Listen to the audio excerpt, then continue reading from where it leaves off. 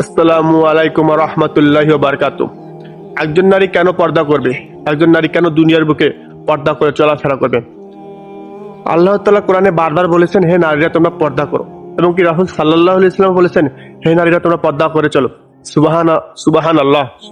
হাসরের মাঠে যখন আপনাকে মৃত থেকে জীবিত করা হবে, ও আল্লাহ তাআলা বলবে, তোমাকে দুনিয়ার বুকে পর্দা করার বিধান দেওয়া হয়েছিল, তুমি কেন পর্দা করো চলনি?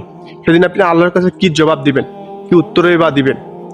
আজকে আপনি নাটকের নামে, সিনেমার নামে 40 বছরের এক মহিলা জিন্স প্যান্ট পরে ও টি শার্ট পরে, 20 বছরের এক মেয়ে টিকটক, সোশ্যাল মিডিয়ায়, ফেসবুক রিল বানানোর সময় বুকে রন্না রাখে না, কোমর দেখিয়ে বেড়ায়।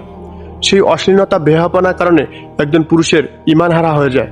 একজন পুরুষ বা একজন যুবক গুনাহের কাজে লিপ্ত হয়ে যায়। দিন থেকে সে মুখ ফিরিয়ে নেয়, আল্লাহ থেকে সে আল্লাহর আযাব থেকে মুখ ফিরিয়ে নেয়, সে গুনাহের কাজে লিপ্ত হয়ে যায়।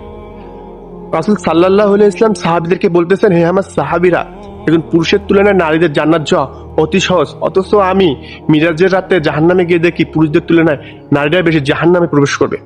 সাহাবীরা জিজ্ঞাসা করলেন, হে আল্লাহর রাসূল, যদি পুরুষদের তুলনায় নারীদের জান্নাত অতি সহজ হয়, তাহলে কেন তারা জাহান্নামে প্রবেশ করবে?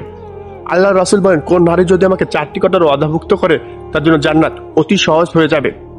সে যদি ইসলামের সকল নিয়ম কানুন মেনে চলার পর 5 ওয়াক্ত নামাজ পড়ে, শাওন মাসে রোজা রাখে, স্বামীর আনুগত্য প্রকাশ করে ও লজ্জাস্থান হেফাজত করে, আল্লাহ সুবহানাহু ওয়া তাআলা তাকে জান্নাত দান করবে। সুবহানাল্লাহ। তো সাহাবীরা জিজ্ঞাসা করলেন, হে আল্লাহর রাসূল, তাহলে কেন তারা জাহান্নামে বেশি প্রবেশ করবে? আল্লাহর রাসূল বলেন, আমি আমার উম্মতের কাছে নারীর চেয়ে বড় কোনো ফিতনা রেখে যাইনি।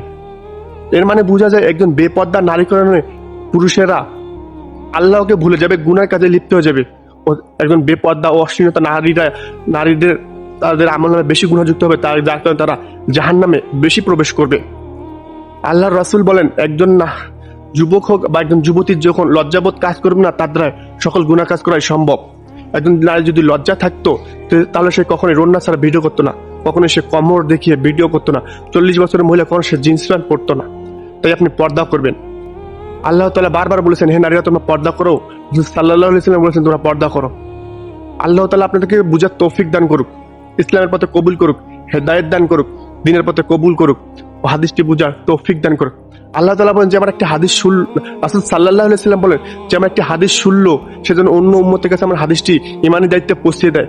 হাসরের মাঠে আমি তার জন্য আল্লাহর কাছে বিশেষভাবে সুপারিশ করব। আমি যদি কিছু ভুল বলে থাকি, মহান আল্লাহ পাক আমাকে মাফ করুক, আপনাদেরকেও আমাকে হেদায়েত দান করুক।